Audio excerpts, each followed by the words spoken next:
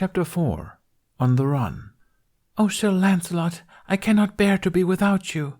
"Nor can I, my Lady Guinevere, but how will we ever tell? Hark, here comes the king." "Hello, my best friend and wife, who are definitely not having an affair behind my back that could be resolved with simple communication." "Jack, stick to the script."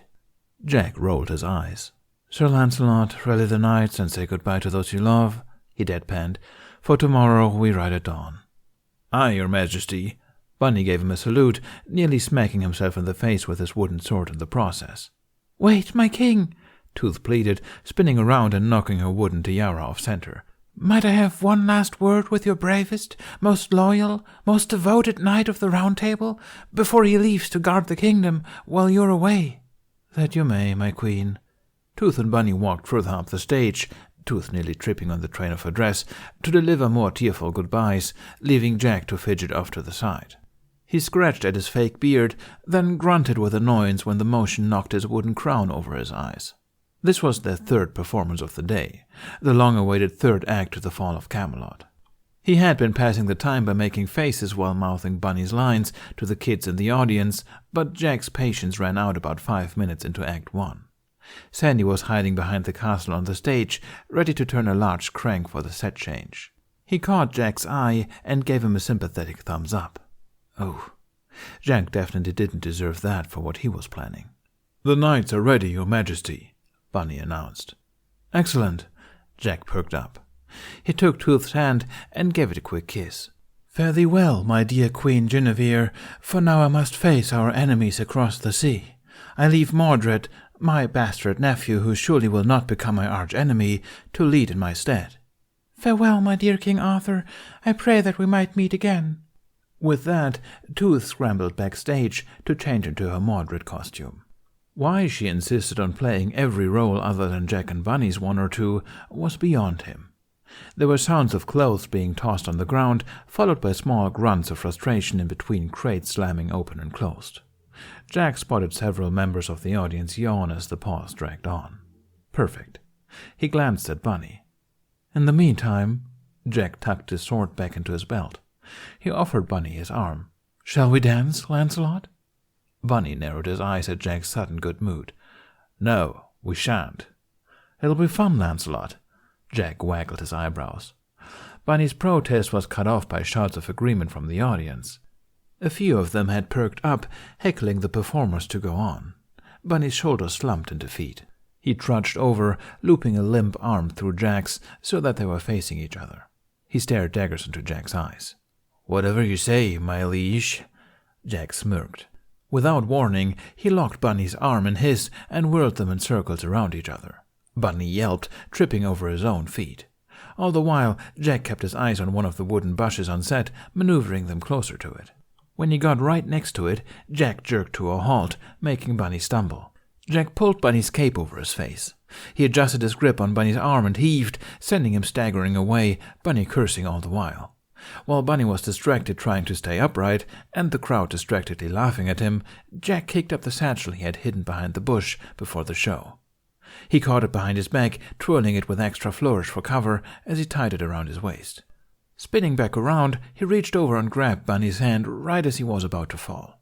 Bunny flailed his other arm, doing his best not to fall on his back. Jack leaned the opposite way to balance them, brandishing his sword in the air. He bowed, and the audience applauded, some still chuckling. He sent Bunny a smirk as he straightened, leisurely twirling his sword. Bunny's brows arched up. "You son of a—" The set change crashed on stage with a mix of loud metal clangs and the sound of wood snapping apart. The shadow projection switched from a crudely cut castle to an even more crudely cut battlefield littered with weapons. Tooth skidded around the corner, wearing a red cape and a ridiculously oversized helmet with a matching plume. It looked like she wasn't able to find Mordred's boots and had settled for stealing Bunny's spare pair. Clunking forward, she drew her wooden sword, pointing it at Jack. "King Arthur, 'tis I, Mordred, your bastard nephew and new arch-enemy, here for retribution. I've tricked you into leaving Camelot and have seized the throne. Draw your sword and come meet your death." "Oh, finally." "What was that?" "Finally, the Battle of Ages." Jack brandished his own sword, and the two clashed weapons. Despite how chaotic the rest of the performances were, the fights were always strangely well choreographed. Thanks to Tooth, Jack knew the basic differences between sword length. The one he was currently using was called a hand and a half, which he alternated gripping with one or two hands as he parried Tooth's longsword that she swung with both. She was adamant about making sure he could use it convincingly, but Jack doubted that there would be this many twirling tricks in a real fight. The two of them whirled around on stage, making the crowd gasp and whoop as they hacked at each other. Jack felt a grin cross his face, matching Tooth's bright smile. Then the toe of one of her boots knocked into the heel of the other. Tooth fell forward, jabbing Jack in his side. Jack gave a not-so-staged yelp and doubled over, falling to his knees. Tooth managed to catch herself, but was knocked face first into the floor when Jack's sword smacked her on his way down. The two of them curled up into balls on stage, clutching their respective injuries. There were murmurs of concern from the audience. Jack cracked open an eye to see Sandy face-palming. Jack coughed, raising his shaky fist in the air. "Mordred has been vanquished," he wheezed. The crowd cheered. Tooth gave Jack a thumbs up from where she was lying, still grimacing. Jack grinned back, disguising his wince as a wink. "My king!" Bunny ran over, now wearing a green towel as a cape, with one arm out of his sleeve and tucked inside his shirt. He gave a theatrical gasp, but it was undercut by his poorly stifled chortling. "You wounded?" "Yeah, I noticed. But I fear that we are the last survivors of this battle. Only I, Sir Bedivere, the one-armed knight, am here in your hour of need." Jack flopped onto his back with a genuine groan of pain. He held his sword out to Bunny, shooting him a glare at the same time. "I have one last request. I need you to throw my sword, Excalibur, into the lake." "But why, my king? For it is such a fine weapon." "To fulfill a promise. Now go, right swiftly." "Aye, your majesty." Bunny saluted and took the sword, moving down stage for the next scene. On his other side, Jack spotted Tooth crawling on her stomach to her next costume change. Sandy was rubbing his hands free of dust, ready to turn the crank of the last set change. Now or never. "Wait, Bedivere." All three of the other bards froze. Bunny halted mid-step, glancing back down at Jack. "Yes, my king? I have another last request." Bunny's eyes narrowed. "What is it, my king?" "Come closer." Bunny inched his way back until he was standing over Jack again. Jack raised his hand to his forehead dramatically, batting his eyelashes. "A little closer." Bunny looked like he was halfway tempted to finish Mordred's job. He shared a look with Sandy and Tooth, who both shrugged. Bunny muttered something under his breath and knelt down. He smiled with gritted teeth, his head twitching to the side. "Yes, my king? I'm bleeding out. I need you to close your eyes." Jack's eyes popped back open. He jammed his hand into his satchel and whipped out the water skin. He bit the cap off, then pointed the opening at Bunny, shooting blood-red strawberry jam straight into his face. Despite Jack's gracious warning, Bunny shouted as jam flew into his eyes. He tried to crawl away, but forgot that one of his arms was out of commission, falling flat on his side with a loud thud. Jack cackled, kicking his feet in the air in glee. He somersaulted backwards to stand, turning around to face the other two. Tooth and Sandy went from deadpanning to staring wide-eyed in panic. Jack grinned wickedly, pulling out a second water skin. Good thing he brought enough for the whole class. Tooth reacted lightning fast, covering her face just in time before Jack blasted them too. Sandy, however, got a face full of jam. He stumbled back, tripping over the stopper that secured the gears of the crank. The stopper went flying, and all at once every set piece crashed down from the curtain. Jack froze. Tooth and Bunny hollered. Tooth tackled Sandy out of the way, while Bunny dragged Jack by his shirt off the stage. Landing on the ground, Bunny threw his arm across Jack's chest and pressed him against the side of the stage as set pieces rolled off the edge. There were shouts of panic, and the crowd rushed away from the mayhem. The falling set pieces spooked the bards' horses, and they struggled against the harnesses rocking the carriage. Tooth and Sandy rushed to calm them. Jack heard a child cry out. A little girl with wild blonde hair had been separated from the audience by the horses stomping into her path. She was scrambling out of the way of their hoofs and didn't notice the large curtain rod falling directly over her. Pushing past Bunny's arm, Jack ignored his protest and set into a sprint. He saw Bunny move to follow him, but jumped back when the other curtain rod crashed in front of him, blocking his way. Jack dove towards the girl, tucking her in his arms and rolling out of the way just as the rod crashed down on where she had just been. He went to stand up, but felt a tug on his leg. His foot was tangled up in the curtain, trapped underneath the rod. Thankfully, the bundle of fabric was thick enough to have saved him from a broken ankle, but it left him unable to pull free. There was a creaking sound from above him. The castle was toppling over, all but one of the ropes securing it already torn apart. Jack met the girl's eyes. "Go." The girl hesitated, but Jack gave her a quick smile. She nodded and ran, right as Jack heard the last rope snap. His stomach dropped. He saw Tooth and Sandy watch him in horror from the distance, struggling to keep the horses from trampling the audience.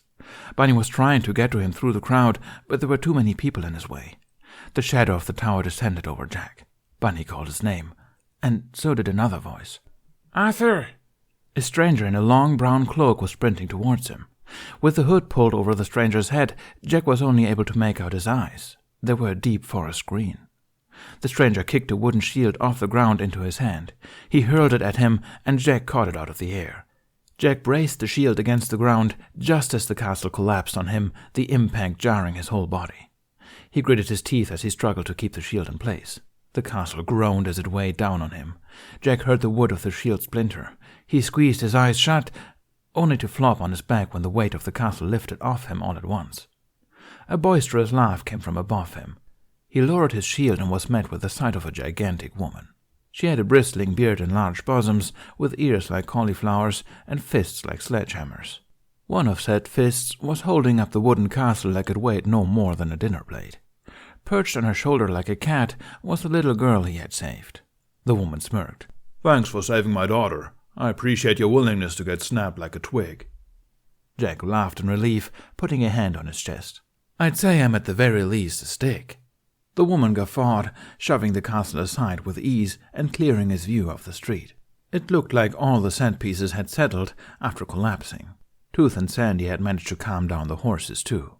The audience was left milling about, unsure of what to do. The woman lifted the curtain rod off of his leg, and the little girl helped him to free his foot.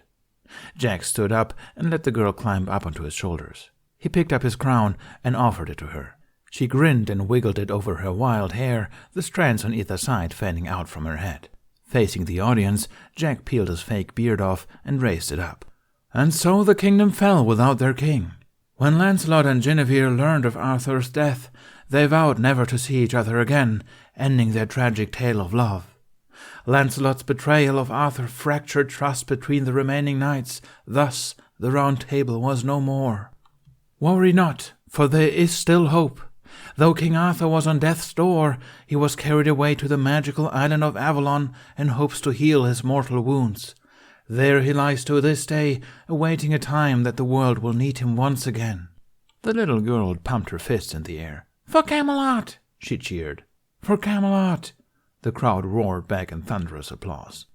Jack whooped. "My name is Jack Frost, and those are Tooth, Bunny, and Sandy.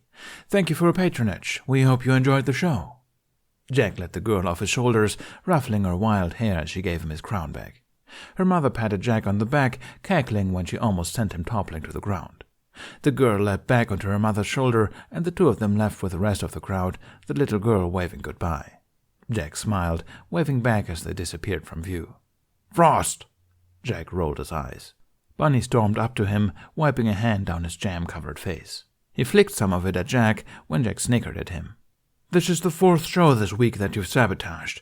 Did Tooth hit you too many times on the head, or have you just finally gone off your rocker?" "Bunny, it's Burke. These people love guts and gore."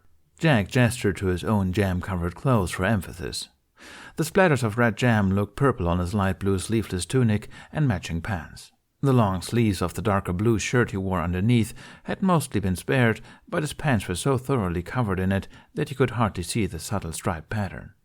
Unfortunately, his dumb feathered hat was spared, tucked safely away in their carriage, but overall it was an improvement. The show was a hit. "I'm not mad about the jam," Bunny fumed when Jack grinned. He jabbed a finger at him. "Not as much as I am about all the danger you caused." Jack winced.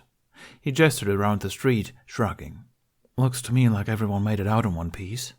"But you almost didn't. If it hadn't been for that girl's mother, you could have been seriously hurt, and I couldn't even... If that happened, what would we... How would I... Bunny let out a frustrated growl, closing his eyes and pinching the bridge of his nose. After a few calming breaths, the tension in his shoulders drained away. He looked back at him. You scared me, Jack. There was overwhelming relief in Bunny's eyes. Jack faltered, but was saved from having to reply when Tooth rushed up and tackled him into a hug. Oh, Jack, we were so worried. Sandy followed right behind her. He patted different parts of his body, then mimed snapping something in half, gesturing up and down Jack in question. Jack shook his head, giving them both a smile. I'm okay, don't worry. I had it under control with the shield that guy threw. Jack trailed off. He realized that he forgot to thank the stranger. He had gotten too swept up in all the commotion. Jack scanned the street, but the crowd had already dispersed. The stranger was long gone. They spent the next several hours packing up their equipment. In between repairing set pieces and mopping up jam, the job was taking twice as long as normal. Bunny chewed Jack out the entire time with the same old complaints of, "Why can't you just stick to the bloody script?" and "It's crucial that you play the story straight, you gremlin," and "If I die early 'cause of you, I'm waking from the dead again just so I can drag you back to hell with me," and so on and so forth. Jack pretended to listen, nodding and making sounds of agreement here and there while he let Bunny get it out of his system. He did feel a bit guilty, though. While Bunny was always this uptight, it was true that Jack was acting up more than usual. The smoother their show went, the faster they traveled, and the closer they got to the heart of Burke. After years of imagining what it looked like, Jack was finally going to see the castle for the first time in his life. And he was dreading it. Jack shoved that thought back down. That's exactly what he had been putting off pondering. But delaying them had meant that he had to be more strategic when choosing which shows to sabotage. Jack didn't want the others to notice that he had a preference. At least none of it got on the Lady of the Lake costume. Tooth held up the white dress, examining it for any stray splashes of jam. The dress was far too long for her, and she tended to trip on both it and the wig she was wearing now, which had a paper flower crown glued on. They were the wrong type of flowers, but Jack wasn't going to correct them anytime soon. Tooth gave him a look. Shame I didn't get to wear it. Well, half your time you do, you end up dropping me while you're taking Arthur to Avalon, Jack replied. If he wasn't already dead before, he would be after you were done. Tooth laughed. Playing dead doesn't mean that you have to be dead weight and make me drag you across the stage by your feet. Didn't she take him away in a boat? Why don't we have a boat? If I can barely drag you, then what makes you think I can drag you and a boat? What, we don't have wheels either? Sandy poked him. He pointed at Jack, then spun his fingers in the air like wheels before pointing at different spots in the air, then mimed pulling on a rope, then a bucket of water dumping on him. No, everyone, finally throwing his hands up in exasperation. Ah, right, Jack chuckled. Wheels well spent. Sandy crossed his arms, shaking his head sagely. How about I play the lady next? Bunny said, looking pointedly at Jack. Are you just looking for an excuse to throw me off the stage? Bunny smiled, his brow twitching. No. Jack laughed, grabbing another clean rag to mop up some more jam. Whatever parts of their clothes had escaped the initial splatter had fallen victim to cleaning up the aftermath. They all agreed that it was a good idea to move up laundry day. Jack's idea to burn the soiled barred uniforms was met with a resounding no from the others. They set up a smaller curtain and took turns changing into their spare work clothes. They were for hard labor, either from setting up their shows or maintaining the carriage and taking care of the horses. Jack had long since outgrown his old pair of pants, but he had kept the same shirt from when he first left home to use for such occasions. This time, however, when he slipped it on, he heard a small tearing sound. He looked down at his sleeves. The seam at the shoulder had split. The cuffs that used to reach his wrists now rode halfway up his forearms. When had they gotten so short? He ran his fingers across the patched holes from throughout the years, feeling them glide over the smooth stitches from his mother to the newer jagged lines of his own. He lingered on his mother's work. When her eyesight got worse from working late by candlelight, she would ask either him or Emily to help her thread the needle. Whenever he was the chosen one, she would yawn and say that she was too weary from the day's work to continue, but not weary enough where she couldn't critique his work while watching him finish. Whenever he called her out, she would insist that he needed to practice anyway. However, moments like those were the ones where she would flash him an all-too-familiar elfish grin. He wondered how she was doing, how they both were. He felt Sandy touch his arm. Jack looked up. The others were staring at him. "Sorry, what?" "I asked if you were ready to leave," said Tooth. There was a pinch between her brows. Jack realized he was frowning. He forced his features to relax. "Oh, yeah." Sandy handed him his jam-covered clothes, which he accepted with a smile and walked over to the group. As he got closer, he noticed that he was almost at Bunny's eye level. He looked away before their eyes could meet. Instead, he reached into the carriage and pulled out some coins from his share of the day's earnings. "Come on, let's get this over with. I think I need a new shirt." Despite Jack's last-ditch attempt, he couldn't delay them forever, and they arrived in the city of Burke the next day. After resting the night, it only took them an hour from the inn to get to the city. Jack was quiet the whole ride, and the others knew to give him space. They asked him what was wrong a few times at the start, but Jack brushed them off each time with a joke and an easygoing smile. Despite his sullen mood, however, he couldn't help sitting up in awe as they crested over the last hill, the city coming into view. The kingdom was surrounded by huge mountains, the landscape consisting of tall hills and deep valleys, the surrounding forest in warm shades of autumn. Each hill was packed with stone buildings and terraces, the ones closer to the center of the city being several stories tall. Aquifers ran throughout the city, framing the different parts in lyrical shapes. The roads and bridges were built to follow the natural curves of the land. All the major streets led to the harbor, and the harbor sat at the edge of an endless ocean. Further away in the distance, at the gate of the harbor, two massive stone statues of a pair of knights stood out of the ocean. They were as broad as they were tall and dressed in full suits of armor. Long cloaks draped over their shoulders, held up by large clasps. They both held a shield in one hand and a spear in the other, crossing their weapons together. And of course, the city was full of dragons. They were woven into tapestries and rose out of the ground as statues and carved and painted into the walls as murals. Most impressive of all, above the rest of the buildings, on the tallest hill, was the royal castle. Emily hadn't been too far off when she said it could be seen between the peaks of mountains. Jack's predictions, however, were way off. There was a moat, but its water was clear. Small passenger boats drifted through it, passing under the large stone bridge at the front. Another two statues of knights were carved into the wall on either side of the iron gate. They stood as sentinels, holding their swords in front of them, the point of the blade in the ground between their feet. The castle itself was built out of marble. Large stone pillars lined the outer wall, all with a dragon's head carved at the top. The towers of the wall were filled with arrow slits and embrasures, as if to catch the last one intruder who managed to make it past the giant crossbows lining the top. Behind the wall were multiple towers piercing into the air, lined with stained glass windows, and all flying flags at the top. Bridges filled the gaps between towers and were decorated with large tapestries hanging down the sides. At the front of the castle, carved into the stone wall, was the royal crest of a dragon curling around its tail. It was everything Jack could have hoped to imagine, and more. The sight of it gave him a strange feeling, like an emptiness opening in his chest. After checking into the inn and tying the horses in the stable, they made their way to the wash-house towards the center of town. The streets of Burke were wide, but so were its people, and the four of them had to dodge Burkians left and right. Several times the other bards pulled Jack out of someone's way when he stopped to gawk at all the dragon decor they came across. They managed to get to the wash-house in one piece. Tossing his jam-covered uniform into the soapy water, Jack rolled up the sleeves of his new blue shirt and began the arduous process of scrubbing out the stains. The manual labor was a good distraction at first, but as he fell into a rhythm, Jack's thoughts began to drift. He was coming up on his third winter away from home.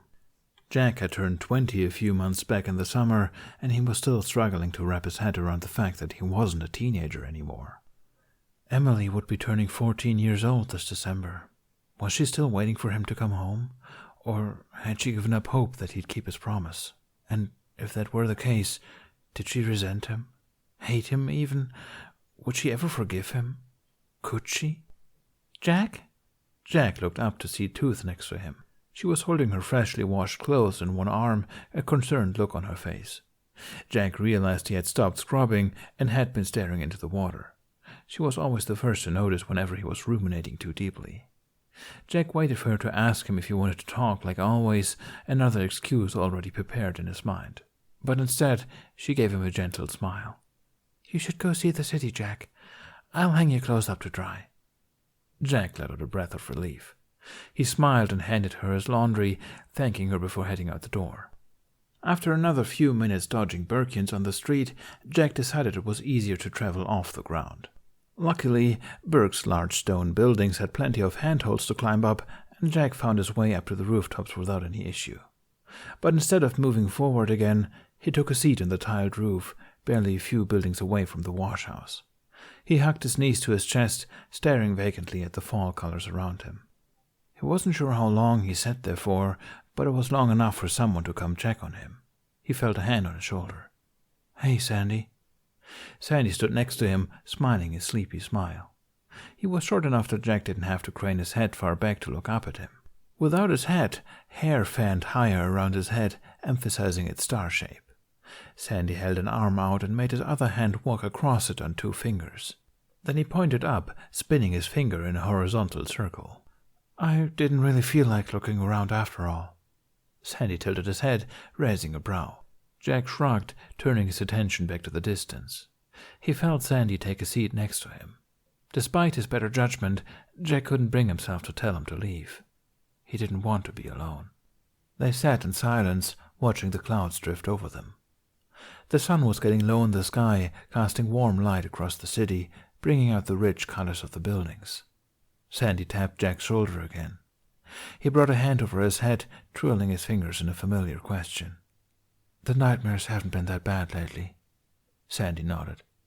He brought his hand down, cupping it as if holding something. Then he held up his other hand, the palm open, and gestured to Jack. "And my dreams?" Sandy nodded again. Jack let out a quick breath. He shook his head with a humorless smile. "I haven't dreamt in a long time." Sandy pursed his lips. He made 2 thumbs up, gesturing behind him with them, peering up at Jack. Jack furrowed his brows. "Why are you asking me about this?" Sandy regarded him for a beat. He reached into his satchel. After some digging, he pulled out a small notebook and pencil. Jack's brows rose. Sandy only brought out those when he was really serious. He jotted something down, then held up the page to Jack. "Because you look lost." All the energy drained out of Jack at those words. He shook his head, giving Sandy what he hoped was a convincing smile. "I'm all right.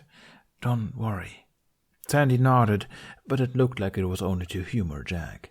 He held out his dream hand again, gesturing for Jack to go on. Jack sighed, looking up and thought. Before all of this, he used to dream about magic every night. Technically, he still did, but he wasn't eager to dig more of that up. There was a second thing, though. He leaned back, propping himself up on his arms, turning his gaze back to the flags lining the streets. Like everything in Burke, they were enormous in scale. Each one had to be at least 4 jacks wide and twice in length. Every flag had a woven design of a dragon, each unique from the others.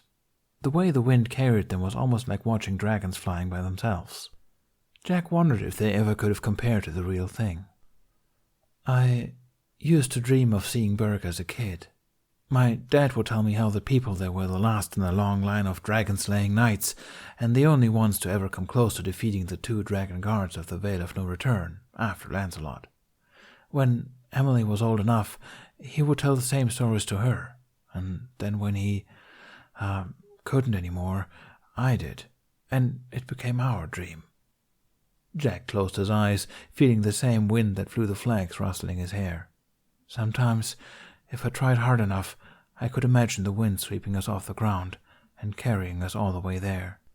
Jack turned his head, opening his eyes to the east, where the high mountain range carved across the hills, the tallest summits piercing into the clouds. Somewhere beyond them was his little town of Hawthorne. The empty feeling in his chest was back, like a part of him was drifting away. "Now I'm here." Sandy's brows knitted together in concern. Jack looked away. He jumped to his feet, patting the dust off of his pants. "We should head back. Tooth and Bunny are probably tired of waiting." Sandy stood as well. He waved to Jack, holding up another note. "Sandy, I'm fine, really." Sandy tugged at his sleeve, and Jack sighed. He glanced at what he wrote. "If you've been dreaming about seeing this place since you two were children, then isn't it worth exploring for that same child?" Jack's mood darkened. "It's not like I can tell her about it." Sandy caught his arm before he turned away. Jack took a deep breath, then forced his shoulders to relax. It wasn't fair to brush Sandy off so coldly, not after he had come all the way up here to listen to him. It wasn't his fault that he didn't know just how much baggage Jack was carrying. Jack made sure no one did. Jack looked back, an apology already forming. "I meant the child and you." Jack faltered. Sandy lowered the notebook, meeting his gaze. He smiled at Jack, his mouth forming a perfect crescent across his face, mirroring his kind, sleepy eyes. Jack felt another part of him drifting away. It left him with a different emptiness, something warmer. He relented. "I guess I might as well." Sandy nodded encouragingly. He put his notebook back in his satchel, making shooing motions at Jack. Jack chuckled. "When do you need me back?" Sandy waved his question off, shooing him again. All right, I'm going." Jack laughed. Jack gave up on trying to travel on the ground pretty quickly after Sandy left. It looked like a new merchant ship had arrived during the day, and the marketplace was particularly crowded as people lined up to barter and trade. He strolled across the rooftops, stopping every so often to enjoy the view. Burke was a seafaring nation, boasting the largest harbor in the land. It lay at the very bottom of the mountainous hills, opposite to the castle at the very top, and stretched for miles to either side of the shore. Over 100 ports fanned out from the main dock, streamlining the traffic of all types of ships. Merchant ships, passenger ships, fishing ships, and intimidating warships too. The Burkean ships were easy to spot from the crowd. All of them had wooden dragon heads carved into their masts, with the royal dragon crest on the flags and sails. They towered over the foreign ships, some coming up even taller than the nearby buildings. Light from the sunset filtered through the cloth of their sails, casting colorful shadows across the city. Jack was glad that they were big enough to see from a distance. Outside of a bathtub, he hadn't gone near any bodies of water for nearly 3 years, let alone the ocean. However, he was curious to see what foreign goods were being sold. He had never seen anything that had come from another part of the world. He found an alleyway that was just a bit too narrow for your average Burkean to comfortably walk through, deciding it was a good spot to enter the market from. It seemed like someone else thought so too. A lone figure crept towards the market, checking behind them every few steps. They were wearing a long, dark brown cloak with a hood pulled over their head. It was secured around their neck with a pair of metal clasps, but they still clutched the cloth in a tight fist, adjusting it to cover their lanky frame as they walked. They were oddly thin for a Burkean. Jack leaned over for a better view. His foot knocked into a loose tile, and the clattering sound echoed through the alley. The figure looked over their shoulder, and Jack caught a glimpse of wind-swept auburn hair over a sun-kissed face of freckles. He was a boy who looked roughly the same age as Jack, but what really caught Jack's attention was his familiar pair of forest green eyes. Jack's own eyes widened. It was him, the stranger who'd saved him. But why was he acting so suspiciously? Jack followed after him, hopping from rooftop to rooftop. Eventually they got to the center of the market. The boy dropped low to the ground, creeping over to a stall out of the vendor's view. Slowly, the boy reached his arm over the edge of the table, grabbing a handful of something and swiftly stuffing it into a satchel. Jack's eyebrows rose up. The boy was a thief. His view of the booth was half blocked by the awning, so he couldn't see what the boy was stealing as he filled a satchel with a few handfuls. After one particularly fast stretch, his cloak shifted off his shoulders, revealing a fine silk tunic. It was a deep, rich red with a subtle floral pattern and had ornate silver buttons running down the front, tied off with a sash at its waist. Jack's brows rose all the way to his hairline, then furrowed back down in confusion. So that was why he was clutching his cloak so tightly around him. He had to be some sort of nobility. Then why did he need to steal? Then, as if this wasn't confusing enough, the boy did something strange. Reaching into the same satchel, he pulled out a handful of coins. The next time the vendor turned his back, the boy popped back up and placed the money into the strongbox, closing the lid without a sound. Jack thought he even saw a smile on his face when he wasn't caught. The boy adjusted the strap of his satchel over his shoulder and crept back into the alley. Jack tilted his head. So the boy wasn't a thief. Regardless, whatever he was up to, it was clearly no good. A smile curled on Jack's lips. He wondered if he wanted help. Hiccup stayed low to the ground, scanning the alley for other people as he walked further from the street. Then he looked over his shoulder to make sure he wasn't followed. Satisfied that he was alone, he sighed in relief. Standing up straight, he risked pulling his hood off. Shaking his hair out, he ran a hand through the back to check if any of his small braids had loosened. "So, what's in the bag?" Hiccup jumped. He spun around in a circle, but there was no one else there. Someone whistled above him. Up on one of the windowsills sat a boy, leaning his back against the wall with a leg dangling over the edge, swaying leisurely back and forth. He was pale and had short brown hair that had a tuft sticking out at the top. He was dressed in worn brown pants and boots and a simple blue shirt with sleeves rolled up to his elbows.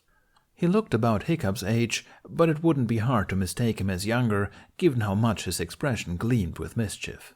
A crooked smile curled his lip, and he had one brow raised, a playful light in his eyes. "I don't know if things work differently in Burke, but why not just buy stuff directly?" Hiccup tensed up. "You saw that?" The boy smiled wider in answer. "It's, for the challenge?" Hiccup replied, wincing when he said it like a question. Uh-huh. The boy drew out the words. "What's the game?" "There is no game." "Then what happens if you're caught?" Hiccup faltered. He adjusted his grip on the satchel. "Well, that depends. Am I being caught right now?" The boy shook his head. "Nah, I'm not a snitch." "Then why are you here?" The boy's smile turned more genuine. He jumped off the windowsill, grabbing onto a rain gutter and sliding to the ground in front of Hiccup. He was a bit shorter than Hiccup, and somehow even thinner. "I came to see if you needed a hand with whatever it is you're doing." Hiccup did a take. "What? Why would you want to help me?" The boy's smile fell. Suddenly he seemed self-conscious, glancing to the side and rubbing his neck. "Count it as a thank you for the other day." Hiccup froze. "What other day?" he asked slowly. "Back at the show." He smirked at Hiccup's lack of response. "You don't remember who I am, do you?" Hiccup stared at the boy. There was something familiar about him. The laid-back way he carried himself and how light his movements were. Hiccup felt like he had heard his voice before, too. Still, he couldn't quite place him. But the boy knew him. Had he been caught after all? But if he recognized Hiccup, then why was he being so casual? What was he playing at? Hiccup shook his head before he could overthink it. "No. Do you know who I am?" The boy raised a brow. "Should I?" Just then, Hiccup heard the telltale sound of metal-clad boots clanking towards them. He ducked behind a crate next to the wall, dragging the boy with him. "What are you?" Hiccup shushed him. He peeked over the edge of the crate, spotting a squad of royal guards walking towards them from the other side of the street. The one at the head of the group had the captain's seal on his chest plate. Hiccup's stomach dropped. "Any luck finding him?" "No, sir." "Fantastic," the captain muttered, rubbing his eyes. "Run the perimeter of the market again. He couldn't have gotten far." "Are they looking for you?" the boy whispered. Hiccup shushed him again. The boy's eyebrows rose. "So you're a wanted fugitive?" "Something like that," Hiccup muttered. "Captain," another guard joined the group. "The king is demanding an update." "You're wanted by the king?" the boy whispered again. He sounded a little too happy. "What did you do?" "Nothing," Hiccup hissed. The guards froze. They turned towards Hiccup's voice. "Your Highness? Is that you?" Hiccup's heart rate picked up, panic setting in. He could hear the boy's jaw drop behind him and cursed inwardly. He turned to look at him, waiting for the scrambled apologies or half-hearted compliments. But instead of doing either, the boy's eyes narrowed and an absolutely elfish grin curled onto his face. This just got way more interesting. Hiccup's brows knitted together in confusion. "Check the alleyway," ordered the captain. Before Hiccup could react, the boy grabbed his hand and bolted out from behind the crate, dragging Hiccup down the alley with him. "Your Highness, come back! After them!" Hiccup heard multiple pairs of bootsteps pick up behind them. "What are you doing?" Hiccup demanded. I've done worse," the boy replied. "That's not what I asked." The boy snickered in response. They exited into the street, looking both ways for more guards. Still holding hands, the two of them bolted in either direction, then snapped back together, the boys' heads colliding painfully with Hiccup's nose. Hiccup grunted, rubbing it with his hand. "That way's a dead end," he said, deadpanning when the boy laughed at how nasally his voice sounded. "Ha ha, yeah, hilarious. Follow me." They sprinted through the streets, weaving through the tiny gaps in between the giant Burkean citizens, the royal guards at their heels. Hiccup led them down every shortcut and detour he knew, but the guards knew all his tricks by now, and slowly but surely they herded them into a corner. Hiccup knew it was futile, but his heart still sank when they ran into their last alleyway, meeting a giant stone wall at the end. "Oh, this is bad." Hiccup pushed his hair out of his face, gesturing emphatically with his other hand. "Oh, this is very, very bad. They're going to think you kidnapped me, and then you'll have to go on trial, and trials mean a death sentence, or a worse death sentence, or maybe community service, depending on who yells the loudest." "Can you climb?" Hiccup did a take. "Climb what?" The boy answered by jumping onto a stack of barrels on the side of the alley. Without missing a beat, he launched himself an impressive height to the opposite wall, then pushed off again and grabbed the raised edge of the rooftop. With one fluid motion, he swung his whole body up, landing in a crouch. He leaned down and held out his hand. "Grab on!" Hiccup gawked at the height of the building. "What? No, you get out of here before they catch you." "I'm not leaving without you." "They'll kill you if you don't." The boy grinned. "I know." Hiccup sputtered. What was wrong with this guy? Maybe it was a mistake going with him after all.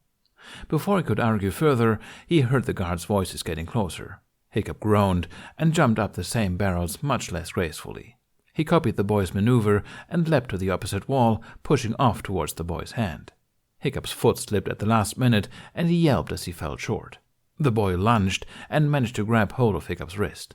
The sudden force of Hiccup's weight made him lurch forward. Hiccup was impressed that he held on at all, given how stick-thin he was, and the boy braced his foot against the roof's raised edge to keep from toppling off. Hiccup stuck his arm out just in time to stop himself from smacking flat into the wall. The boy grunted, grabbing Hiccup's arm with the other hand and heaving. Hiccup did his best to help by walking his feet up the side of the building. Together they managed to haul Hiccup onto the rooftop right as the guards rounded the corner. The other side of the roof was slanted, and the two slid down the tiles to the next street. They broke their fall on a cloth awning and crashed behind a booth at the edge of the main market plaza. They stumbled to their feet, surveying the scene. The commotion had turned a few heads, but the bustling market was loud enough to hide their entrance from the majority of the crowd, as well as their location from the few who noticed. Only one person spotted them. Across the square, browsing one of the booths, was a long-haired woman with warm brown skin, dressed in a plain white shirt and brown pants and boots. She couldn't have been much taller than Hiccup's chest. Her head twitched to the side, the movement almost bird-like, and she turned to face them. She seemed to recognize the boy, and her expression lit up. She moved to wave, but stopped when the boy shook his head, making cutting motions across his neck. Her head tilted again in confusion. Behind her, more guards rounded the corner. Hiccup grabbed the boy and pulled him back under the table. The woman glanced between the guards and the two of them, and Hiccup could see her connecting the dots. Her shoulders slumped in exasperation. Hiccup scanned the marketplace, his heart dropping when he saw guards flooding in from every entrance. He went over his options in his head. He needed to get rid of the evidence in his satchel, but losing it would set him back by several days. He could try hiding it under the table, but he doubted it would still be there by the time he came back for it. He could ask the boy to keep it for him, but he didn't even know his name, let alone where to find him again. The guards were circling the perimeter. Given the severity of the boy's crime against the crown, if he was caught with Hiccup right now, it would spell death for him. It looked like Hiccup had to cut his losses and turn himself in. Sighing, he went to stand up, only to be yanked back down. The boy had that mischievous grin back. He waved at the woman again. Once he had her attention, he made a large sweeping gesture with both arms while jerking his head towards something in the center of the plaza. Hiccup followed his directions to see he was nodding at the giant barrels of meat. "No!" It was too late. With a nod, the woman swiped the axe off the nearest person to her. Running over to the side of the cart, she swung it over her head, almost falling backwards in the process, and brought it down on the rope securing the barrels. The rope snapped apart, and the barrels rolled to the ground, some of the ones from the top of the stack crashing open upon impact. The guards jumped to dodge the barrels, abandoning the search to stop them before they got too far and injured someone. There was a collective gasp from the market-goers. Then all hell broke loose. Hiccup let out a long-suffering sigh, dragging a hand down his face.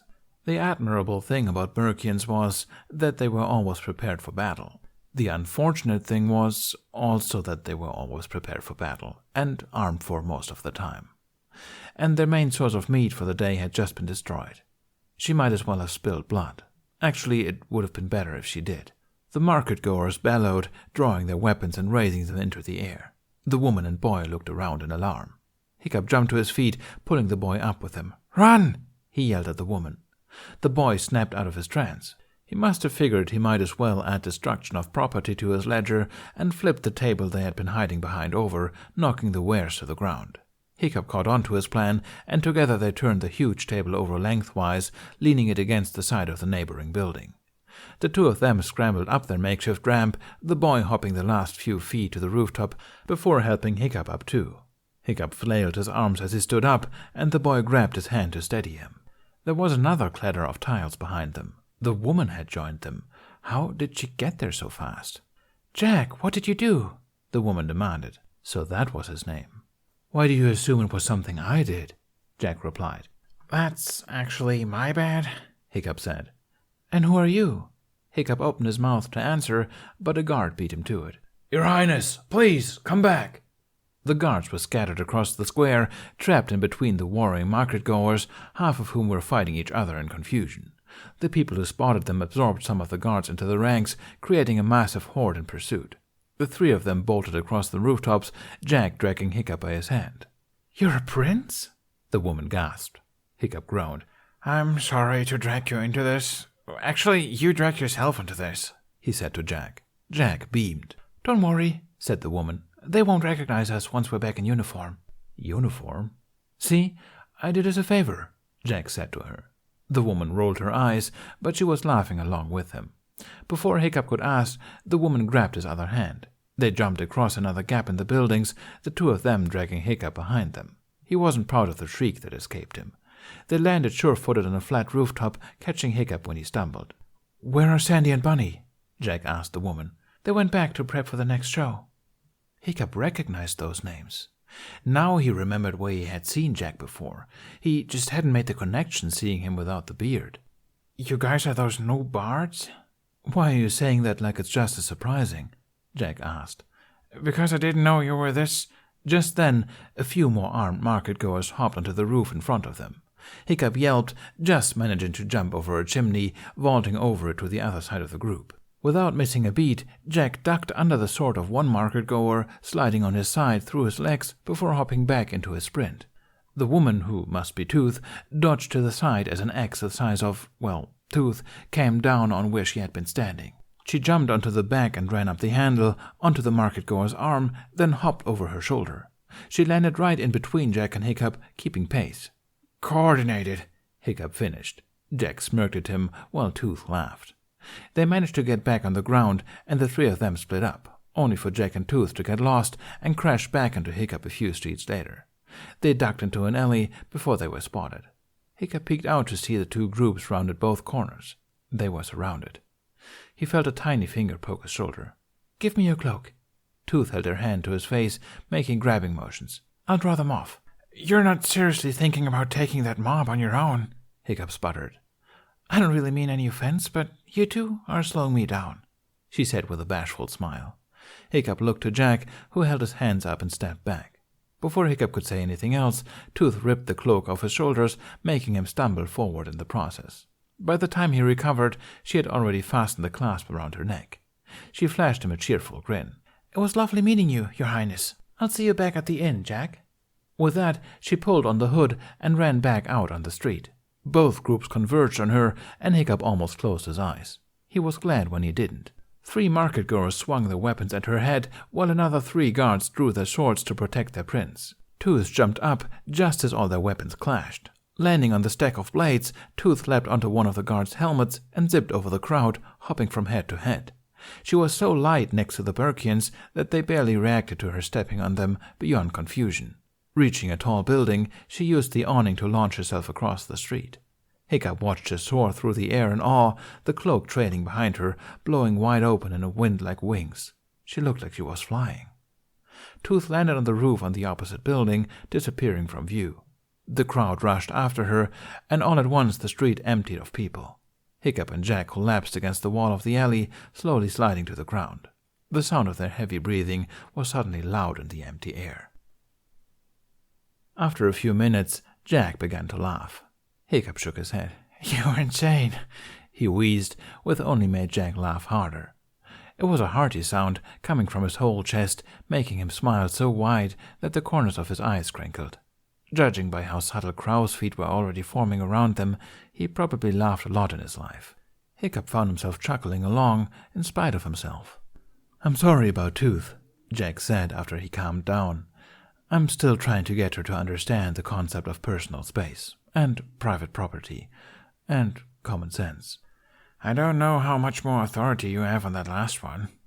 Jack bumped Hiccup's shoulder with his, and Hiccup chuckled again.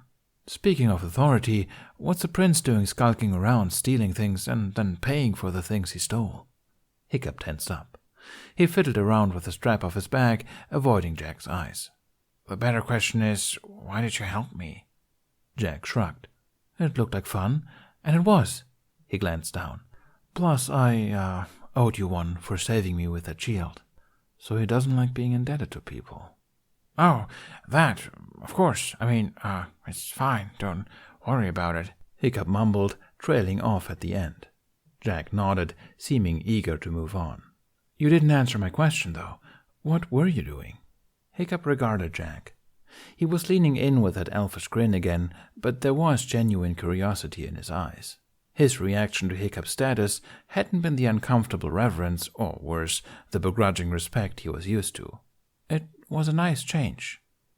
After some hesitation, he opened his bag to show Jack. Jack leaned over. He raised a brow.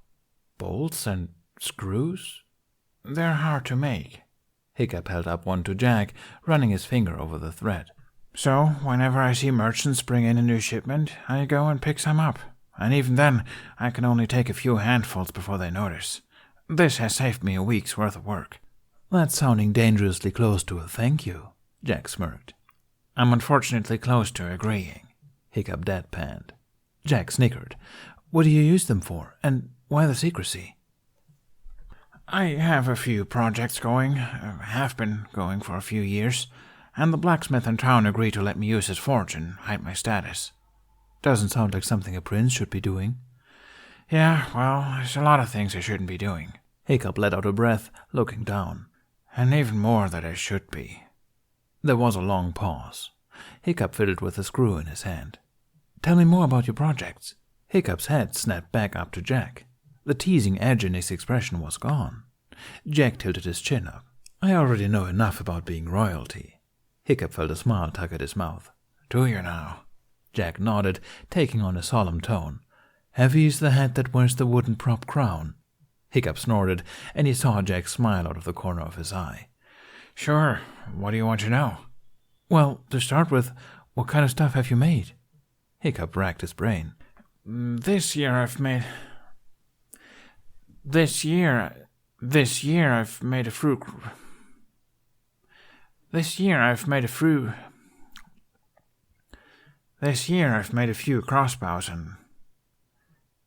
I've made a few crossbows and catapults.